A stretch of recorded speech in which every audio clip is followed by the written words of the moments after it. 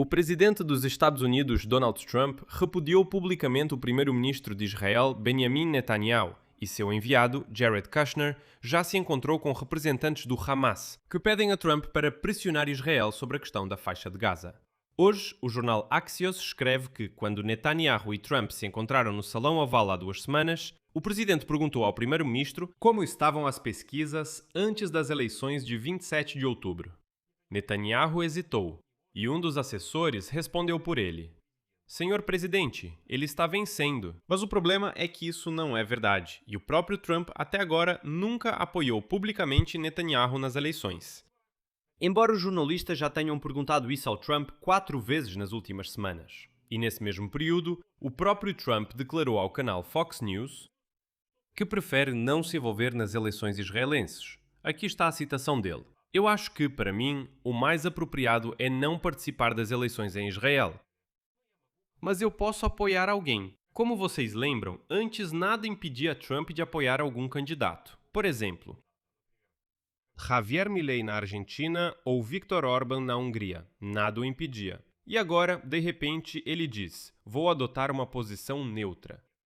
E todos esperavam que Trump acabasse apoiando Netanyahu. Neste episódio, vamos analisar o que realmente está acontecendo entre os dois líderes e quais negociações estão sendo conduzidas sobre a faixa de Gaza, porque essa frente também se intensificou. Jared Kushner já se encontrou com representantes do Hamas e hoje está se encontrando com representantes do gabinete de Netanyahu. Meu nome é Alexei Pech, vamos discutir esses temas. Mas antes de começarmos, peço que você se inscreva neste canal e deixe um like neste episódio. E não se esqueça de deixar um comentário depois de assistir. Talvez algo chame sua atenção ou você queira compartilhar alguma coisa. Vamos discutir. Obrigado.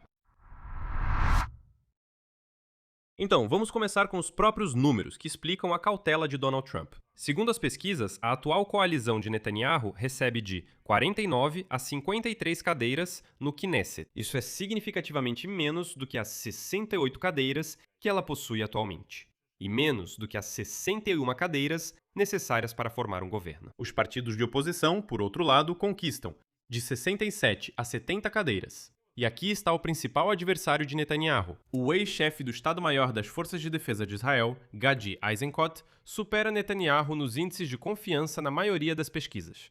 Ao mesmo tempo, Netanyahu não precisa necessariamente vencer.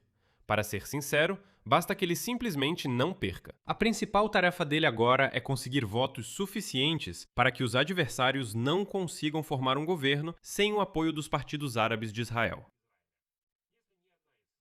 Se nenhum dos lados conseguir a maioria, Netanyahu continuará como primeiro-ministro interino por vários meses, até as novas eleições. E esse cenário agora é bastante realista.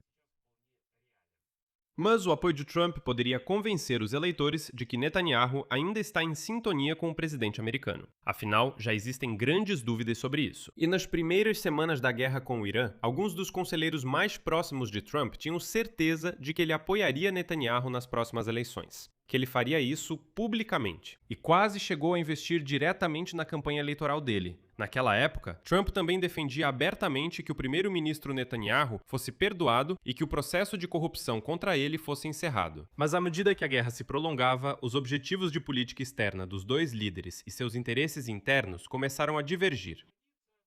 A situação mudou. Nos últimos 3 meses, surgiram cada vez mais divergências entre eles, e não só em relação ao Irã, mas também ao Líbano e à faixa de Gaza.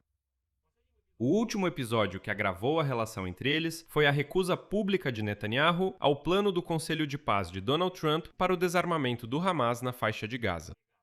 Eu já fiz um episódio separado sobre esse assunto aqui no canal do YouTube para que vocês possam entender todas as condições. Então, se por acaso você perdeu, vá lá e assista. E melhor ainda, inscreva-se no canal e ative o sininho para não perder nenhum episódio. E então, um alto funcionário da Casa Branca disse que lá eles interpretaram essa declaração de Netanyahu mais como uma manobra eleitoral do que como uma posição política real. Aqui vai a citação: "Nós entendemos as necessidades políticas de Bibi. Não temos problema com isso, enquanto ele continuar fazendo o que pedimos, especialmente no que diz respeito a conter os ataques à faixa de Gaza." Na semana passada, Netanyahu falou por telefone com o enviado especial de Trump, Jared Kushner, e prometeu dar uma chance ao plano do Conselho de Paz, apesar do seu próprio ceticismo. E também se comprometeu a reduzir os ataques contra Gaza para que o processo de desmilitarização pudesse começar. Desde então, segundo um funcionário americano, Israel realmente tem realizado muito menos ataques contra Gaza, e o exército retirou as tropas para a chamada Linha Amarela. Bem ali onde deveria estar de acordo com os termos do acordo, e hoje o próprio Kushner, depois de se encontrar com representantes do Hamas, se reúne com Netanyahu. E aqui vale lembrar que o enviado especial de Donald Trump e seu genro Jared Kushner se encontrou em El Alamein, no Egito, com o líder do Hamas, Khalil al-Hayya, para retomar a implementação do plano de paz de Trump. O diretor do Conselho de Paz, Nikolai Mladenov, também participou das negociações. O principal objetivo desse encontro era destravar a iniciativa de paz após Israel ter rejeitado elementos-chave do roteiro proposto. Além das negociações com o Hamas, Kushner também se reuniu com o presidente do Egito, Abdel Fattah al-Sisi.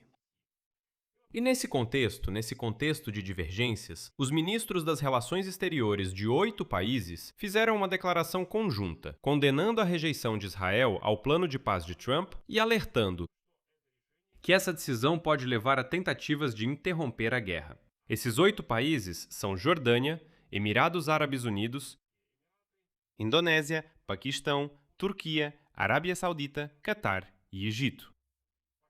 A posição do próprio Hamas também é reveladora aqui. O grupo se dirigiu diretamente ao Conselho de Paz de Trump com um pedido direto para obrigar Israel a cumprir o plano. Na declaração do Hamas, diz-se: obrigar as autoridades de ocupação a cumprir todas as suas obrigações na primeira fase, pôr fim a todas as violações, cessar os assassinatos e as invasões, bem como aprovar o roteiro para a segunda fase do plano de cessar-fogo. Ao mesmo tempo, fontes do Axios esclarecem hoje que representantes do Hamas disseram diretamente a Jared Kushner que só começarão o desarmamento caso se Netanyahu sair e confirmar publicamente seu compromisso com as condições do plano. Mas, segundo o mesmo veículo, Netanyahu se manifestou contra essa proposta e dificilmente mudará de posição às vésperas das eleições para o Knesset. O próprio Conselho da Paz espera que seja suficiente apenas convencer Netanyahu discretamente, sem declarações públicas, a restabelecer a suspensão dos ataques. Mas um diplomata árabe acredita que o grupo Hamas dificilmente aceitará o desarmamento sem justamente uma declaração pública, e não uma declaração de bastidores do primeiro-ministro israelense. Agora, sobre por que tudo isso cria tensão não só em torno da faixa de Gaza, mas também em relação ao próprio status de Donald Trump em Israel. Vários opositores políticos de Netanyahu, incluindo Eisenkot e os ex-primeiros-ministros Naftali Bennett e Yair Lapid, estão preocupados com o fato de que Trump possa acabar apoiando o atual líder Netanyahu. E isso, como você pode imaginar, não é vantajoso para eles. Políticos da oposição, por meio de amigos em comum, doadores e outros aliados, enviaram mensagens de bastidores para Donald Trump e sua equipe pedindo que mantenham a neutralidade.